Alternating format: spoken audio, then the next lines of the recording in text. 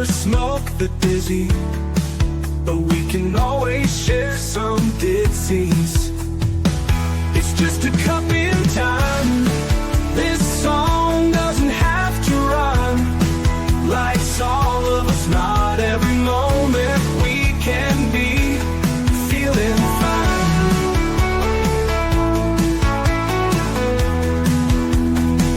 I wanna share a moment, just a second if you will, maybe even a cup of thrill. We could share this performance. It's tea time, come sit with me. Well, welcome, guys. Miss Liz in the house. That's right. I was not here this afternoon. I'm so sorry about that. But this week, we're only doing evening shows because Miss Liz is spending time with family. It is getting close to Christmas, so we have to get ready for all those little ones. So before we get started, we're going to get everybody over to Miss Liz's YouTube channel, Spotify, TikTok, Instagram, Facebook, Twitch, all of those good platforms, and give those a like, subscribe, and follow, and get these tea times out because they do make a difference. Each guest brings something different, and each guest's tea is different, and we do serve their tea. We don't serve a beverage. So tonight's tea we are serving with Joe Canfield, a fellow podcaster. His tea is toughness, excellence, and energetic. That's right. That's the tea that we're going to be serving tonight, and we're going to talk about those words and all that good stuff and his podcasting journeys and all that good stuff on his platform and what he does. So before we get started, we're going to get over to the disclaimer, and then we're going to get an intro, and then we're going to get Joe in here, and we're going to spill some tea. And I don't know why, but I'm hot flashing. So if you guys start seeing a fan, Miss Liz has got a little hot flash going on, but I'm going to try and calm it down until we get Joe in here. Then I can fan myself a little bit. So the disclaimer for Miss Liz's Tea Time live shows. Miss Liz's Tea Time is a global platform dedicated to sharing real life stories, diverse perspectives, and meaningful conversations that inspire awareness, healing, and connection. I, Miss Liz, is going live using StreamYard. Before leaving a comment during the live broadcast, please grant StreamYard permission to display your name at StreamYard.com. Please be advised that all the content brought forward during any Tea Time show is presented in good faith. However, discussions may include opinions, beliefs, and perspectives that do not necessarily represent the views of Miss Liz or the Tea Time platform. Information shared by the guests is based on their own experiences and is perceived to be accurate at the given time of airing. All guest viewers and discretions are responsible for using their own judgment when considering any action or decisions that may relate to these discussions. Some episodes may cover sensitive topics, including but not limited to trauma, abuse, grief, mental health, and other emotionally triggering subjects. Listeners' and viewers' discretion is strongly advised. Tea Time with Miss Liz is an open discussion forum designed to offer insight, inspire awareness, and create connection. It is not a substitute for professional, medical, legal, or therapeutical advice. If you require professional support, please seek assistance from qualified professionals or trusted resources in your area. If you have questions regarding this disclaimer or the content of this discussion, you are welcome to contact me, aka Miss Liz, directly at my email at bookingmissliz@gmail.com or visit the link tree Miss Liz's Tea Time. By choosing to participate in, comment on, or view these live shows, you acknowledge and accept this disclaimer. Your participation is entirely voluntary. I, Miss Liz, welcomes you to join the conversation with an open heart, and if at any time you feel this platform is not right for you, I respect your wishes and decision and welcome you back whenever you are ready. Tea Time with Miss Liz is serving truth and awareness one cup at a time. Well, welcome everybody to another Tea Time with Miss Liz, where we serve truth, purpose, and real conversations that shine a light on humanity. Today, I'm honored to welcome a guest whose voice brings strength, clarity, and heart. Joe Canfield, host of the Salty Ginger Talk podcast. Joe carries over 30 years of leadership as a husband, father, athlete, and business professional. His message is rooted in living with toughness, excellence, and energy, not as a performer, but as a way of showing up fully in every season of life. He reminds us that real masculinity is grounded, steady, and built on integrity. And that success isn't about titles. It's about character, responsibility, and purpose. So grab your cups and settle in as we dive into a powerful and meaningful conversation with Joe Canfield, a man who leads with grit, wisdom, and a heart committed to making an impact. Let's add a little salty to the sweet tea tonight. And let's get Joe in here. Welcome, Joe. Hey, Liz. How are you? I am awesome. I was looking forward to this tea time for a long time because I was just like, it's nice to have somebody on here who gets it. Yeah, I've been really looking forward. So for the listeners that don't know, Liz was on our podcast originally. That's how we met. And we had such a great conversation, and you've just got such a great energy about you. And I so appreciate both your perseverance and your willingness to try to help other people. And anytime I get to reconnect with you is a good day for me. So I'm really happy to be here. Well, and I always like a little salt added to my tea. For sure. So, Joe, I'm going to take you down the first rabbit hole of tonight. And who was Joe as a little guy, and who is Joe now? At my core, I don't know that I've changed all that much. So I know it's hard to tell by looking at me. I'm super Irish.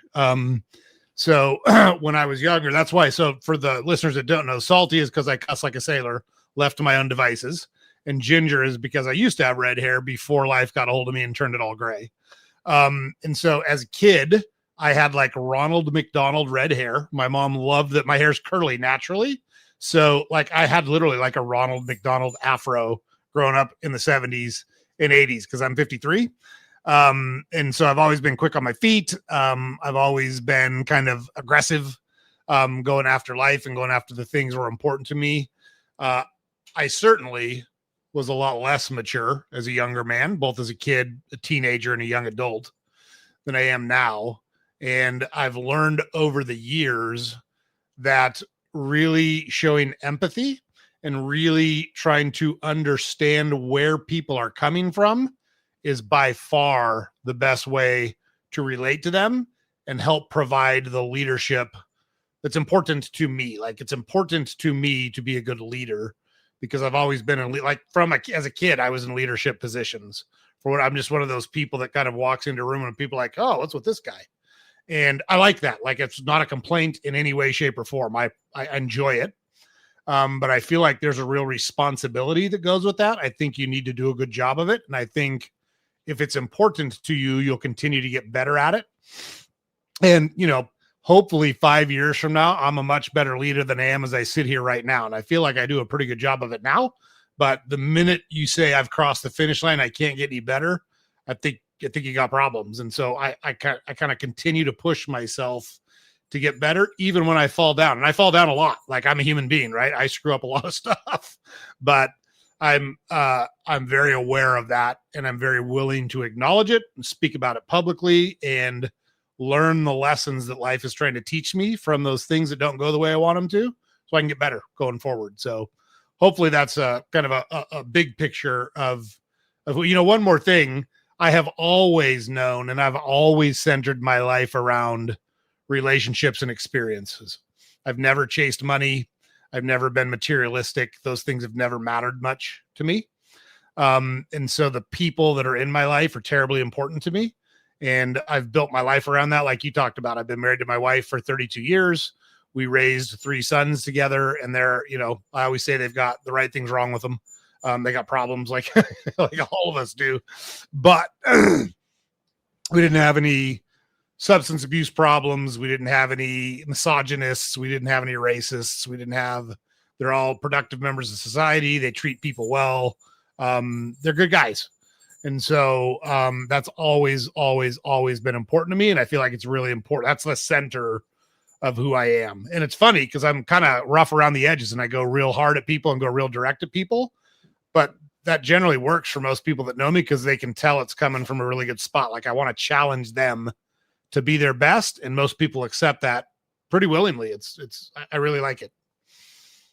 And that's what I love about you, Joe. And when I was on your show, right? Like we brought the sweet and the salty, right? And it's okay to cuss because you know what? It's being straightforward. There's no sugarcoating anything. We're just getting it out there, and there's a lot of bleep, bleep, bleep, bleeps going on in the world that, we should actually hear those cuss words and we might open our eyes a little bit more. Yeah, I think to me, just real quick, the difference there, I think where people, they hear the word and feel like it's directed at them as a personal invective. And generally that's not the case. At least I know when I use those types of words, it's not, hey, you're a blank. It is, shake your blank and head for like kind of dramatic effect. Like You're better than the way you're acting. I know you are. I have confidence in you. I need you to have confidence in you because that's how you're going to get to where you want to go. I want to be your cheerleader, but you got to give me something to cheer for. Like get in the game and start playing and I'll cheer for you, you know? Yeah, be that cheerleader. I know I'm that cheerleader when I go to the grandkids games. They're like, who's that lady? I'm like, pass that ball or come on, play together, play like a team. Like I love it. So Joe, I want to get into the salty ginger talk because I want to get it out there because what you're doing is amazing. You have an incredible guest on the platform. Salty Ginger Talk is such a memorable name. What was the story behind it and how does it reflect your personality and your message to the world? Yeah. So I came up with the name actually, and I ran it by my wife and she said it's perfect. And obviously no one in the world knows me better than my wife does. I'm pretty unapologetic about being direct and being like you got to toughen up because life is hard.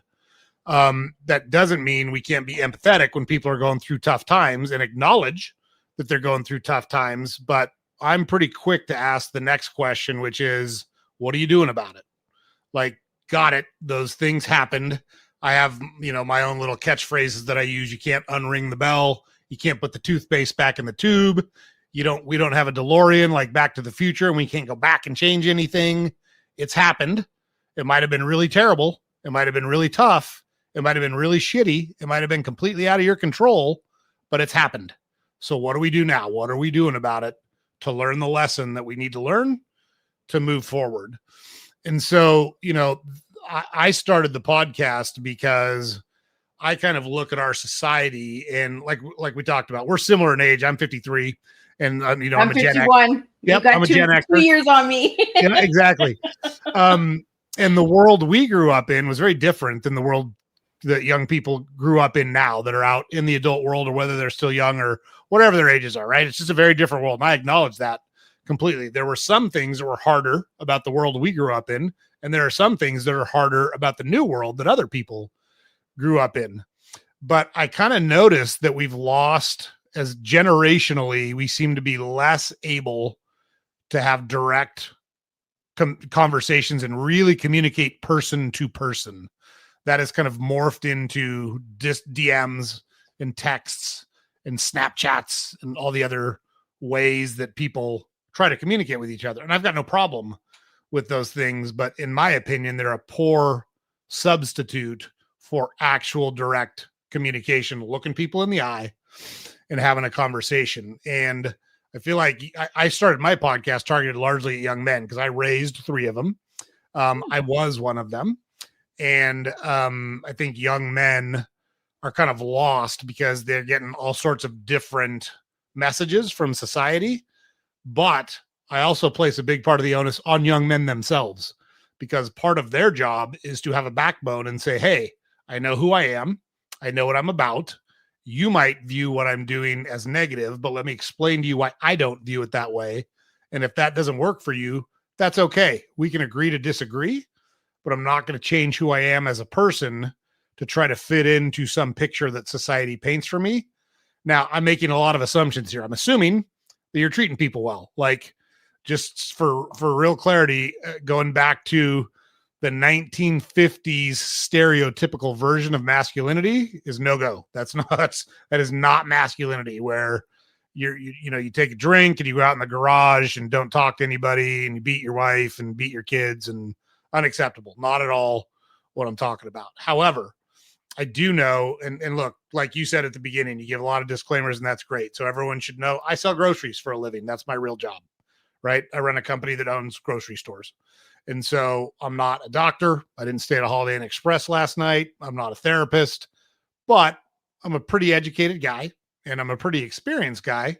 And I've developed hundreds, if not thousands, of really good relationships with people across a wide variety of walks of life, of income levels, of ethnicities, of religions, of genders. And so I've been able to do that because I'm not judgmental.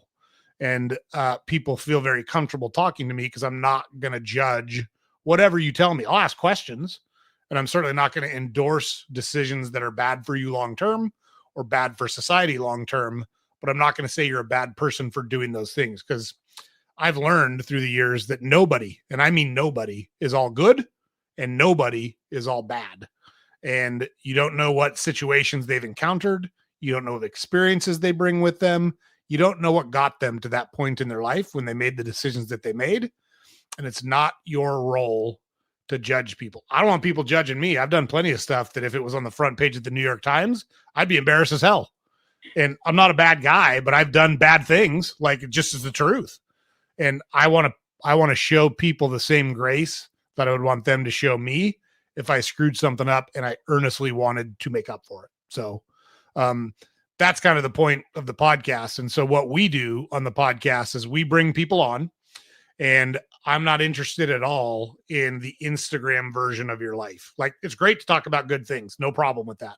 It's awesome to celebrate good things when they happen. I love good things. And there's lots of small things. Like, I was out. Yeah, I'm in Ohio. That's where I live. And we're towards the end of the season here for golf. I'm a huge golfer. I love golf. Absolutely love it, because it's like a personal challenge.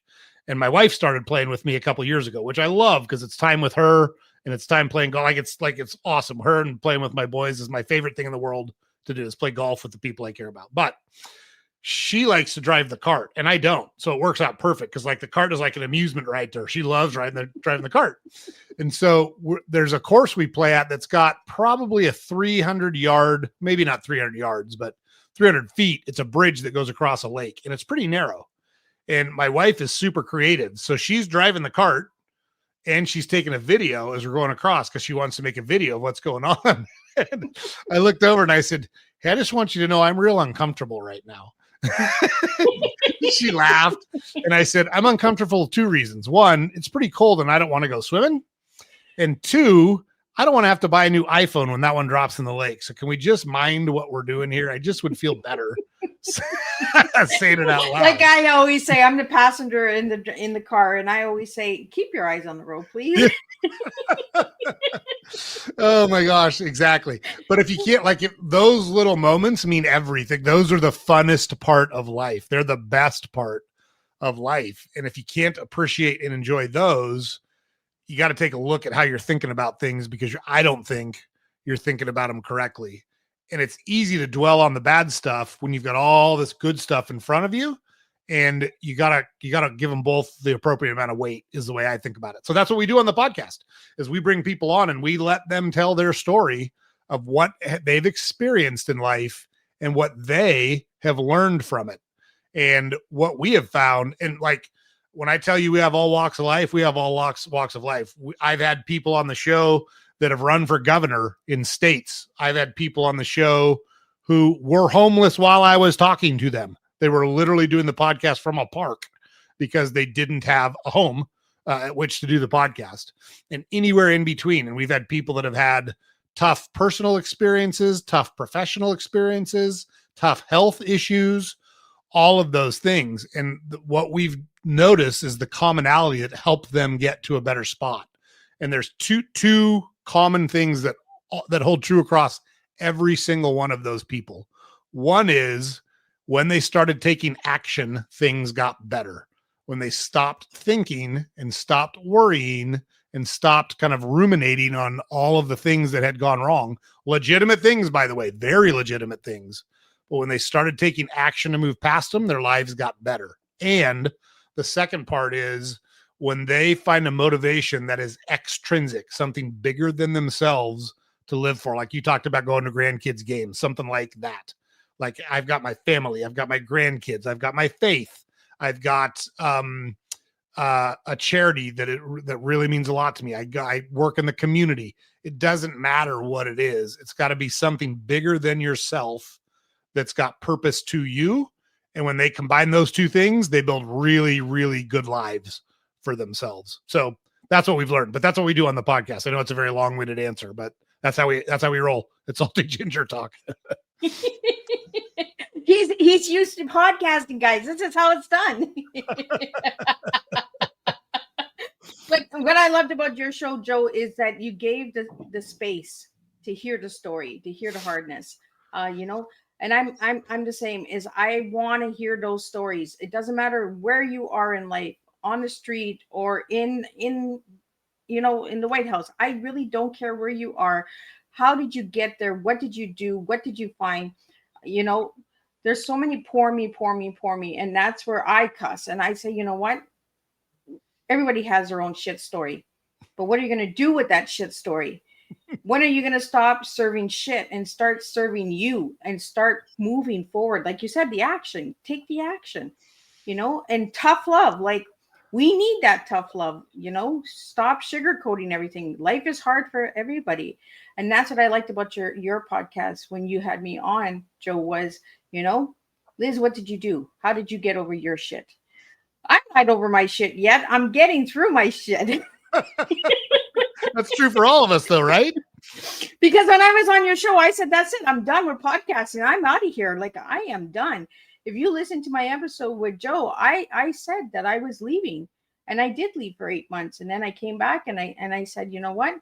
No, we need platforms like you and I have that serve all walks of life, not just the titles, not just the high enders, because we all started at the bottom somewhere. I was so excited when you sent me that email and said you were picking it back up. I still remember reading it going, fuck yeah, we got Liz back in the game, baby. Another one on the good side. But you get overwhelmed. As a podcast host, you yourself see this, Joe, where people lose the empathy. They're no longer having those conversations at one-on-one and getting to know a person, like you said, person to person. We need those conversations going on. It's nice, like camera and action and titles and celebrate, but we need those interactions person to person. And that's what I really loved about your platform and your podcast. And you don't hold back. Like you bring the salt to the table and you say, this is the way it is. I didn't know that you started for the young men though. And I'm glad that I know that now. That's how we started. It's absolutely morphed because the reality is people are people. Now, look, there are, I know this is controversial in today's society. I don't understand why, but there are pretty clear genetic differences between men and women in the way their brains are wired, the way their bodies are wired, the hormones that are in their bodies.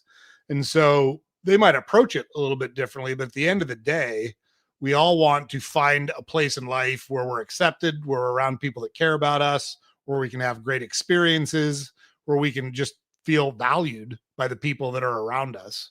And so, we kind of took the blinders off and said, hey, why don't we just open this up for everybody? And when we did, that's actually when our podcast took off. So that worked really well. I really just like when I see like some of the really bad messages that go to young men about how to treat women and men versus women. That's just bullshit. It's just absolute bullshit.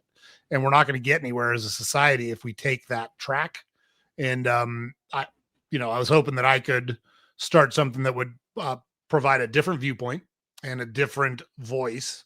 And that seems to have resonated with our audience. So we're very pleased with how things have gone to that point. And you're right. It's so I do 5 podcasts a week. I'm kind of nuts. And look, I'm the CEO of a company, so I've got a full-time gig, but I do it around that because it's so important to me. I feel so strongly that it's such a good thing for people. And we do 3 where it's a guest and we interview that guest, and those episodes are not about me. Those episodes are about the guest, and I want to extract as much value from that guest as possible. So like you saw, I just ask a couple questions and then shut up. And so they talk probably 85% of the time on those. And look, there's no time limit on them. If they go, we had one that went 3.5 hours, and she was just an awesome lady. And I loved every minute of that conversation, but she had a lot to get off her chest and she wanted to get out in the world. And I think the world's a better place like her name's Shahada. She's out in Los Angeles. She's a personal trainer and a life coach and a mentor. And she's just an awesome lady. Like the world's a better place for having her viewpoint out there so people can hear it directly from her. So that works really well. And I learn so much personally from all my guests. And that's a really cool thing for me. That's what I say to everybody. I learn something from all of my guests. Every single episode, they have me do my homework after the show. I'm just like, what? How come I didn't know that? Where is that? Where's that service? How come I don't know this stuff? I learned so much through podcasting. It is like a new classroom for me. It's teaches so much about individuals and communities and countries and families and how we interact with each other, how we have those conversations. Joe, I want to get into marriage because you've been married for 30 years, and that we don't see that very much in today's world, right? What has kept you guys together for so long? I think we had a couple of advantages. We got married very young, and I'm certainly not advocating for people to run out and get married, but I was 21 and my wife was 19 when we got married. And so we grew up together. We didn't know anything different. I think personally, it'd be very hard to be an adult, call it mid 20s, early 30s, and have built a life and then try to fit that life in with somebody else who had done the same thing already. Certainly not impossible, but for us, that was a big thing. Like, we've been in this together from the start. Literally everything we owned when we got married fit in the back of a 1983 Honda Accord, because it was my 1983 Honda Accord, and it broke down in the middle of nowhere, California. And we had to leave that car on the side of the road. And my father-in-law came and picked us up. So that's where we started at. And then you have to be respectful to your spouse. You're not always going to agree on everything. You're not always going to be happy with everything.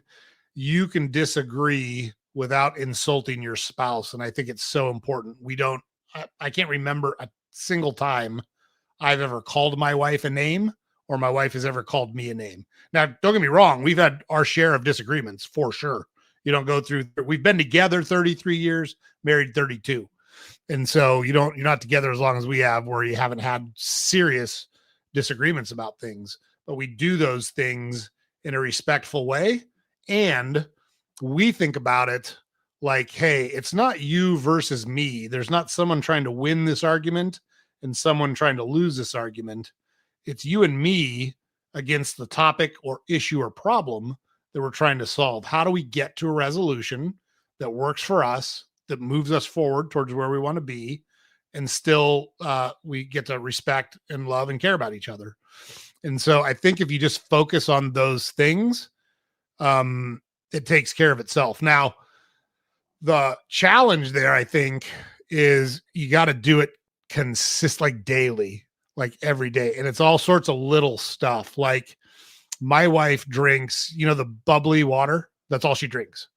And so I have a fridge that's just got bubbly water in it, and I check it once a week. And when it gets low, I go buy more and make sure that there's water. So she's always got what she wants to drink. That might sound stupid, might sound like a little thing, but it's a way that she knows that I care about her, that it matters to me that she's happy, that it matters to me that she's healthy, and that I'm going out of my way to do something that brings value to her life or makes her life better.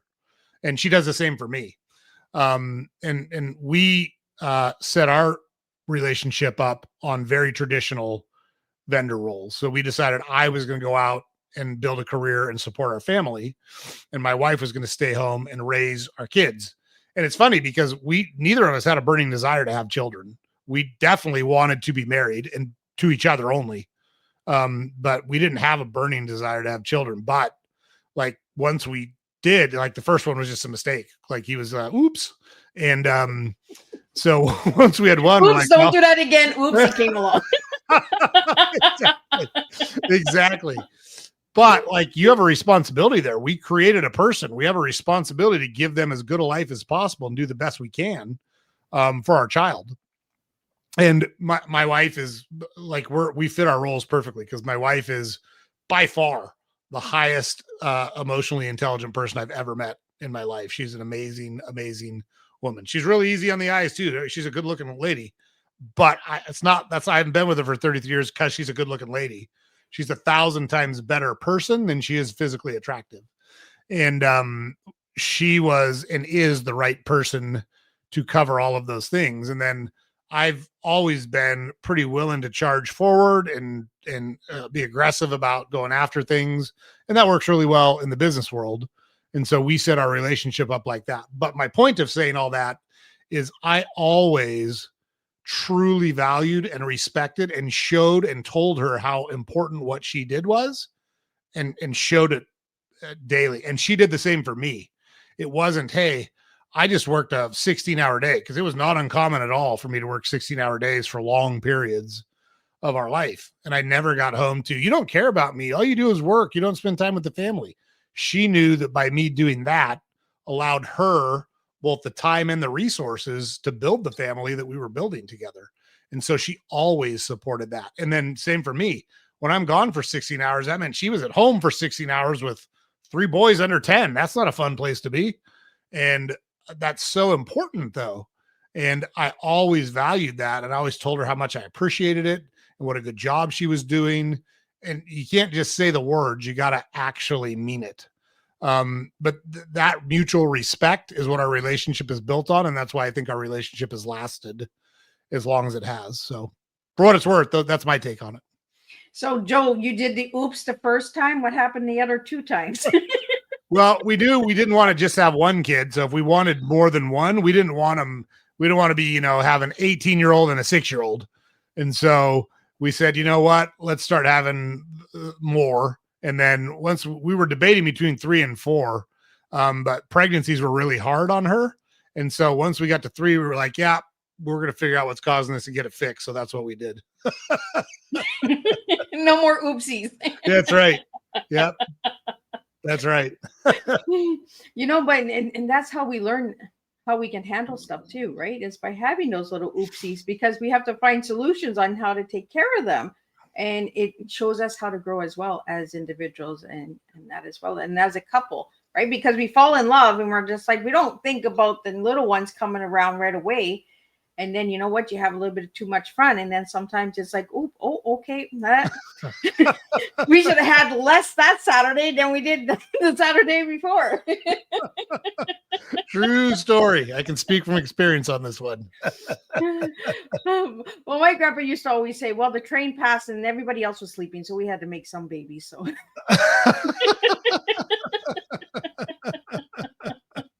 yeah, I don't regret a thing, but it's absolutely false to say we planned the first one because there was no planning whatsoever.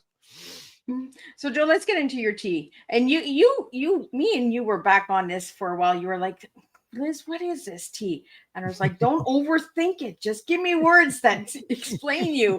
So the tea that you gave me was toughness, excellence, and energetic. But then I see energy here. So I'm not sure which one, if the E is energy or energetic. I guess they're both the same, right?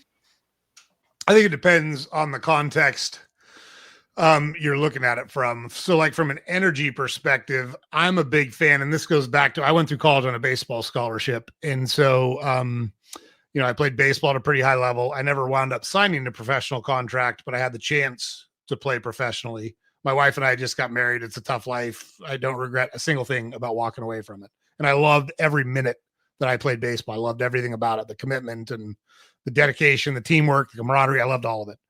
But I learned that whatever you think kind of has a way of manifesting itself. So if you bring a negative energy to something, things aren't necessarily going to go your way very often.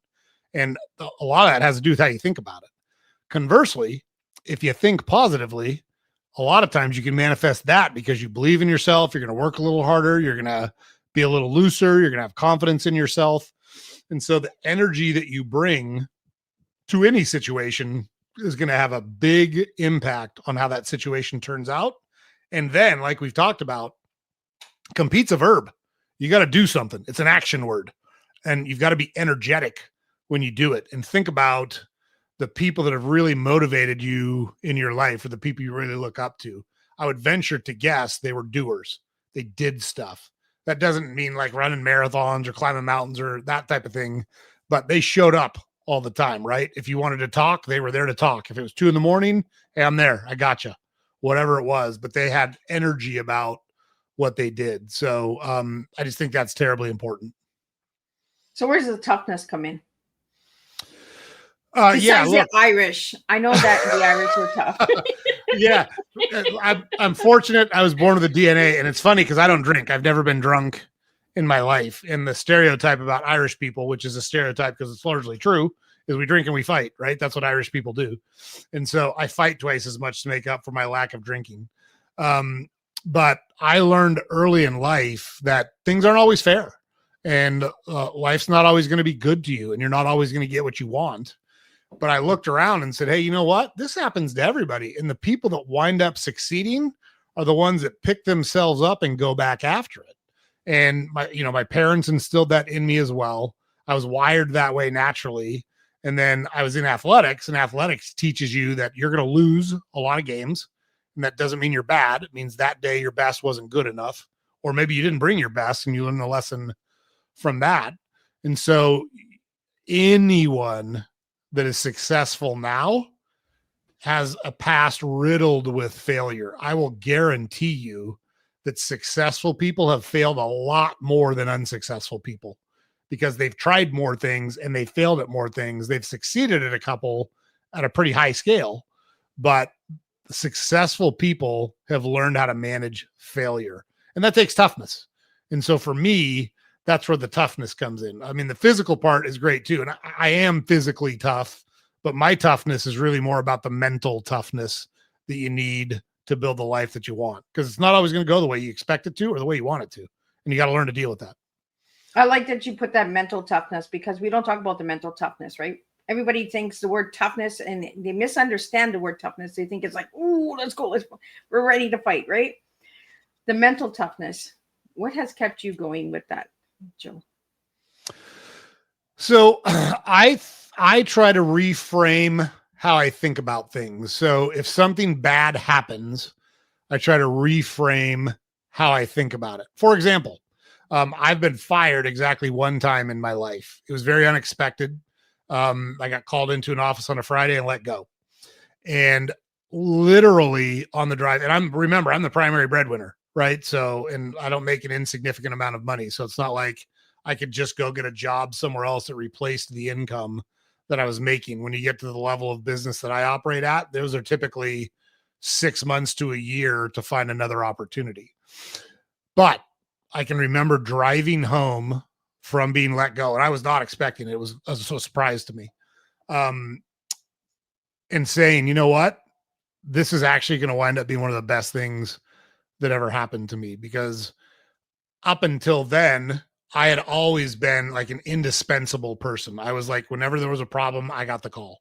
It was like, throw Joe at it. Joe will figure it out. Joe's like a cat. He'll land on his feet. We can throw him up in the air. He's going to figure out a way to land on his feet. And that really kind of underscored to me that, hey, you know what? The corporate world doesn't really give a shit about you or me or anyone. Like I always say the graveyard is full of indispensable people. Like the person you can't live without, they're going to kick off someday. I hate to say it, it's just the truth. And so I learned, you know what? This is going to be good for me, because I've got to consider other options. I don't want to be at somebody else's mercy. I don't want to be caught up in a political issue, because that's what happened with me. I stood up for what I thought was right, and some people disagreed with me, and they, behind my back, won an argument I wasn't involved in. And it is what it is. Like, again, you can't unring the bell. They weren't going to unfire me. They were going to call me back and go, hey, Joe, we made a huge mistake. Get back in here. We need you. 30 steps backwards. Exactly. Let's do this shit again. Yeah, it's done. Like, it's over. It is what it is. But even on the ride home, I recognized, hey, this is going to open up all sorts of other opportunities, because it's changed the way that I think. And so to me, that's what toughness is when you deal with something where you get an outcome that you didn't want. And I try to avoid the word success and failure when I can, because I think it's got positive and negative connotations, when the reality is you get an outcome. You took an action and you got an outcome. If you liked the outcome you got, keep taking that action, because you want to repeat the outcome, right? If you didn't like the outcome, go back and look at the actions you took and learn what lessons you can to apply those to future opportunities, so you wind up with a different outcome. And so even in like that situation, which was really kind of a gut punch when it happened, it took me about 20 minutes to go, all right, got to reframe this here. We got to think about this. It is what it is. This is where we are now. How do we move forward from this? So when I look and I see other successful people, you just hear story after story after story of people who tried and failed. And there's one of my favorites is Colonel Sanders, how he started Kentucky Fried Chicken. Have you ever heard that story? Yep. Yeah. I love that story, right? He's knocking on doors. He gets told no 1,000 times, but won't quit. and he finally licenses for, in all places, Salt Lake City, Utah is where he opened the first restaurant. Who would have thought Kentucky Fried Chicken would be founded in Salt Lake City, Utah? But he literally was knocking on doors down Route 66 and wound up in Salt Lake. So successful people refuse to quit, and that takes mental toughness. And so that to me is where I draw my strength from and that learning from. Yeah, I have an issue with KFC right now. I didn't mean to pick it. Somebody changed the recipe of the gravy and the chicken. I don't care what anybody has said. It is not the same. Mr. Colonel is gone, so you guys think you guys can change it? I don't think so, man. I'm a chicken girl, and I know my chicken. Right.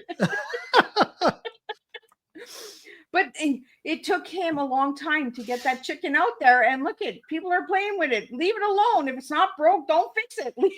You know, the other part about that story is that he got his first Social Security check and realized it wasn't enough for him to live on. That's when he started trying to. He was in his 60s when he started Kentucky Fried Chicken. Yeah. So all my listeners out there, yes, Miss Liz is I'm ticked off with KFC. I just told my spouse last week, I was like, we're not doing chicken anymore. Like, find another chicken place. Exactly. Where's that Church's at? Where's Popeye's? I don't know. If it's not broke, don't fix it, guys. Just leave it alone. Like, right. Leave the chicken alone. Well, Joe, we have some lightning bolt questions that I want to get out to you that came in for you, and I want to get those out. So I'm going to start with blue feels like, finish it. The color blue? Yep. It makes me think of the sky, right? Kind of wide open horizon, limitless possibilities. That's what I think of when I think of blue. I picture like an open blue sky. Like if you've ever been to Montana, there's a reason they call it big sky country. It feels like the sky is limitless out there. I just learned something about Montana. Look, you're giving me homework to do. Take a trip to Montana, Ms. Liz. It's gorgeous, yeah. One word that defines your mission, Joe. Leadership. Like leadership is really important to me. I feel like the people that have experience have an obligation to pass along the lessons from that experience to make other people better. And that's when I think of leadership, good leaders make more leaders. They don't create followers. They create more leaders. That's the job. And it takes confidence to do that because you're essentially training your replacement. You're training people who are going to pass you or do better than you. And you should love that. Like you should love having your name all over those people. Like I knew that guy when he was nobody and I helped him get to where he's at. Now I hope he'll give me a job. Right. And I am so glad because leadership, we need more openness on leadership, right? It's not about building yourself. It's about building somebody else up and giving them those tools and tips to get to that leader of the room. And sit in the back. Sometimes you learn so much when you're a leader, when you sit in the back. Like I do. I learned about Montana tonight.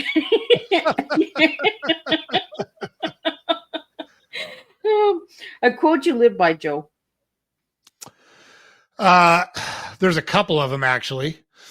Whether you think you can or you can't, you're right. Henry Ford said that. It's better to keep your mouth shut and appear stupid than to open it and remove all doubt. Mark Twain said that. If you're going through hell, keep going. Winston Churchill said that. And then the obstacle is the way. Marcus Aurelius said that, meaning whatever your problem is, the only way to get over your problem is to go towards it and deal with it. So yeah, there's lots of quotes. I know it's supposed to be one, but I can't just pick one. No, I like them. More for me to dig because I like quotes. I think quotes are empowering and they're like a solution, right? They give you that hope to move forward. Well, it's like Winston Churchill too. If you're going through hell, keep going. What are you doing sitting around looking? Like, get through it, man. Get out of there and move. Exactly. Well, you got 3 wheels. Okay, well, pick it up and let's go Flintstone style. Back in the day, they had solutions. They didn't sit around and wait for the tire to come and get repaired. They got up and they used their feet and carried the car. That's right. Do what you got to do. Right? You always find a way. Song that fires you up for a challenge. Did you say a song? Yeah, a song. Oh, yeah. Whole Lot of Love by Led Zeppelin. Ooh, nice one. I contend that's the best love song ever written. Really? Yes. Why do you think that? So if you listen to that song, it jumps out of the box strong, and then it just kind of builds and builds and builds, and it ends up even stronger. And it's very kind of feral and animalistic, which is a good fit for me because I'm very feral and animalistic. And so, yeah, that song, I love that song. Plus, just if you think about they made every sound on that record by themselves. There weren't synthesizers. This was Led Zeppelin released that song in 1969, and there weren't synthesizers. There weren't studio effects. Every single sound you hear on that record, they made it. And I think it's just so creative, and it really just kind of conveys like kind of an intensity that really fires me up. I like Led Zeppelin. I did an oopsie, but That makes sense. That makes a ton of sense. oops, did I say that out loud?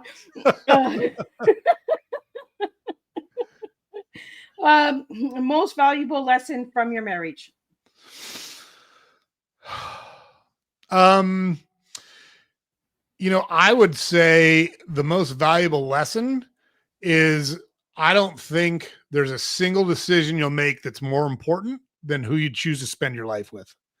And I have fucked up my share of stuff. I have got a lot of things wrong, but I got that one really, really right, and it's made my life so good. It just underscores to me how important that choice is, because jobs come and go, money comes and goes. Look, I've been homeless twice. During my marriage, I've been homeless twice. And so I've been in places where I'm in a really good spot. I've been in places where I've been in a really tough spot, but I've always been able to count on my wife being there right next to me, going through the same things I'm going through. So yeah, who you choose to spend your life with is the single most important decision you'll ever make. The next one, the best advice you ever gave your sons. We have to bring the boys in somewhere. So there's two of them. There's two. I'm going to use two things here. One, when they all got of age and started becoming really interested in girls, I told them, there's three of them. I told them at that point, I have bought condoms and I have bought diapers, and condoms are cheaper. So buy condoms and use them every single time. I don't care if a girl tells you she's on the pill. I don't care if a girl tells you she can't get pregnant. It is your responsibility to ensure that she doesn't get pregnant. So that's one. Number two is I always told them I would prefer if you didn't drink, but like I'm a real person. I understand how the world works. If you're ever in a spot where you or the person you're with has had too much to drink, you can call me and I will not say a word. I will come pick you up. I will not yell at you. You will not be in trouble. If it happens 3 times in a row, we might have a conversation, but I would much rather get up at 2 a.m. and come pick you up than go to your funeral. And so never, never, never drive or get in a car and let someone else drive that's had something to drink. And then the third thing I told all of them was, it's not my job to be your friend. It's my job to be your dad. And I'm the only one in the world that can do it. I hope that when you're teenagers and young adults, we get along. However, if I have to be the hard ass and do what needs to be done, and that means that you'll grow up to be good men and productive members of society, I would sign that contract immediately. If you were going to hate me for 15 years and be good men, I would do it right now. If I had some assurance that you were going to be good men, I think that underscored to them both the importance of our relationship and the importance of them taking their spot in the world seriously. So those are the 3 things that come to mind. I think that's really important. Like those 3 things that you taught those boys, like each one is meaningful and does make a difference. And for all the fathers out there and mothers out there, those are the conversations we should be having with all our children. I say to my kids all the time, I'm not your friend. I might want to hang out with you, but I'm not your friend. Yeah, I like you. Don't get me wrong. But I'm not your friend. We really got to start having those conversations with our children. These conversations that come to the tea and the questions that come in, sometimes they take us down rabbit holes and really open our eyes. to what matters in life, and our children matter. And you telling them to call me at 2 a.m, and I'll drive you. I like that, because there's so many people that have passed away because of drunk drivers. Yeah. That one hit a little home, because I know people who have. So thank you, Joe, for saying that to your boys. Yeah, it was always my biggest fear as a parent. Like, that was the thing that concerned me the most about them. Boys are idiots and they make bad decisions, and I don't want that. Bad decision is one you can't take back sometimes. Joe, the hardest decision that shaped your life.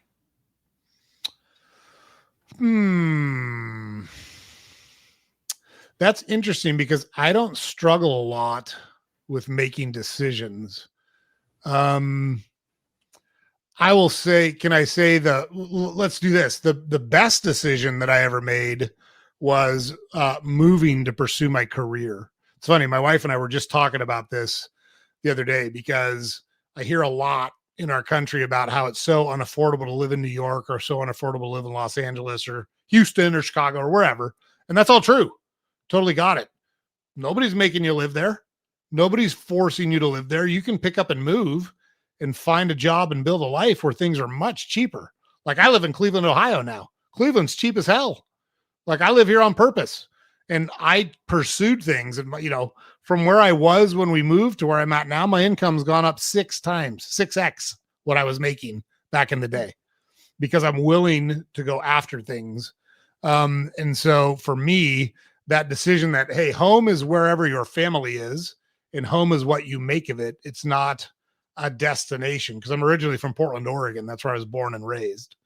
And you don't have to be there for home to mean something. Home is where the people you care about are. At least that's the way we see it. So I would say that decision, the willingness to say, hey, I know everything I've ever known in life is here, but I'm going to go pursue other things and see how it works out.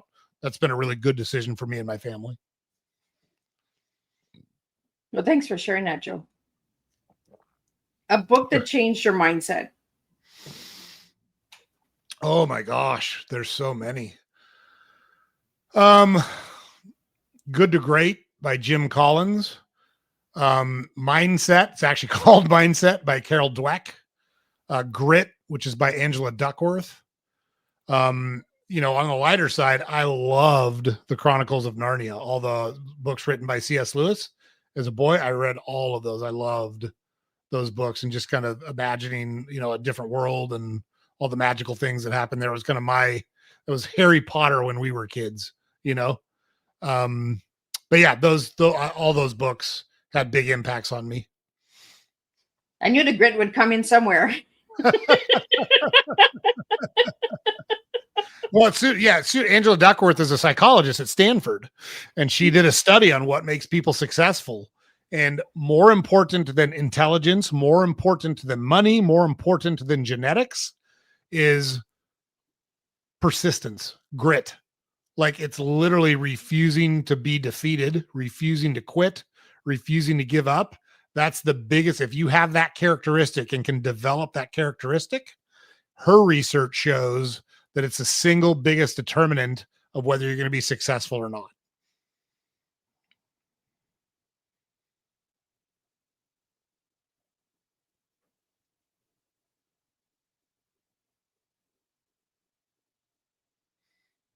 Did I lose you there for a second, Joe? I don't know. I quit talking. Good technology. It went quiet for a second. It might have surprised you. It might have surprised you that I quit talking, but I didn't quit talking. That was all part of the plan. That's the grit. There you go. Let people think about it. Let it sit out there for a minute. Let them think. Right? We have a question that came in, and it says, what's one powerful question they can ask themselves to begin living more intentionally and purposely, for the listeners tonight tuning in? Yeah, that's a great question. And that's actually a really easy answer. What do you want? What's important to you? Not what society tells you, not what your family tells you, not what you read somewhere. What's important to you? Because that's how you're going to find purpose. There's no right or wrong answer, by the way. So it is entirely what's important to you. So if you can start there, if you've ever read the book The 7 Habits of Highly Effective People by Stephen Covey, one of the 7 habits is successful people start with the end in mind, meaning they set a target. They know where they want to go, and then they build a roadmap backwards from where they want to get to where they're at right now. So if you know what's important to you, you can build a roadmap from where you're at on how to get there. And it's so important to understand where you want to go. By the way, that can change too. You can start down a path and go, you know what? That's not important to me anymore. I'm a perfect example of that. From the time I was 3 to the time I was 20, I was going to be a professional baseball player. Like if you asked me in 4th grade or when I was 4 years old, what I was going to do when I grew up, I was going to play professional baseball. And for me, it had nothing to do with the money. It had nothing to do with the popularity. It had nothing to do with the fame. I didn't even know that professional baseball players were rich and famous and popular. I loved competing, especially in that sport. And then I met my wife, and all of a sudden, none of that mattered to me anymore because I'd found like the exact right person for me and where I was at. So the way baseball works, like if you get drafted by an NFL team, you go to the NFL team. If you get drafted by an NBA team, you go to the NBA. If you get drafted by a baseball team, you go to the minor leagues. And they pay you almost, it's changed now. It's actually a lot better for minor league ball players now. But when I was playing, the minor league contract was $925 a month. And that was only during the season. Yeah. Wow. I literally made more as a grocery store checker than I did would have as a professional baseball player. And all of a sudden it didn't matter to me, but I knew I was right. I knew that me and my wife were meant to be together. And so I walked. I was talking to the Reds, the Cubs, and the Padres about a free agent deal, and it just wasn't important to me anymore. I was like, that's a tough life. We're young. That'd be tough to drag because you don't go to the same place every year either. One year you play short season A-ball. That's in one city. Next year you go to long season A-ball. That's another city. You get bumped to Double-A. That's a different city. And you don't make enough money to have your own apartment with your wife. So you're rooming with 4 other guys that are on your team. And I knew that lifestyle wasn't anything for us, and my wife's and our relationship was more important. So I just walked. So I had an end in mind from the time I was 3 years old, and then I get close to it and I walked, and a lot of people thought I was nuts. I'm like, no, I know exactly what I'm doing because that relationship, which is still the center and foundation of my life 33 years later, has worked out really well for me. So you don't have to see it through no matter what.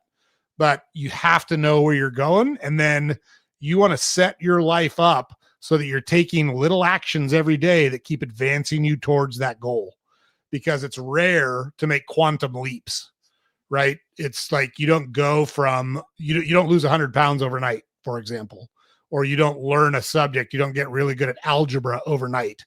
You do it through a series of efforts over and over and over again.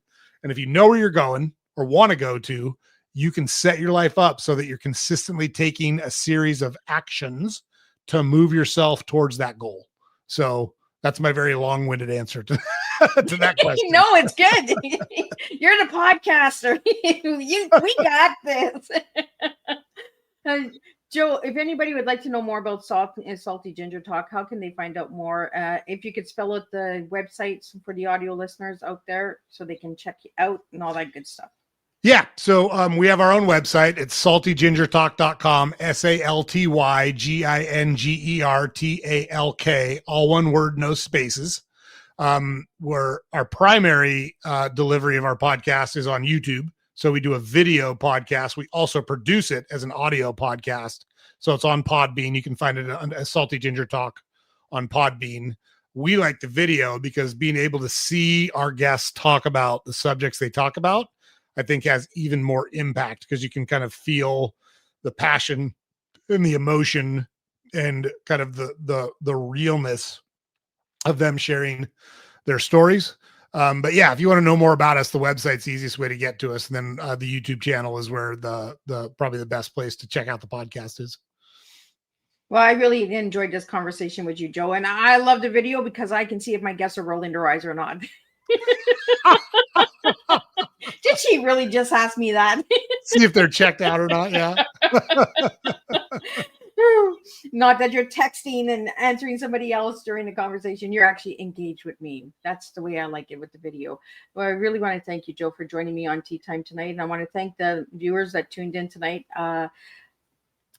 from Kenya, I believe, and Toronto, and a couple other places are in here. Thank you guys all for tuning in. I'm just going to give a closing summary and we're going to wrap it up. And then I will see everybody on Thursday and then on Friday. There is no tea time tomorrow. Thank you, Liz, so much for having me on. I really appreciate it. Really enjoyed our conversation.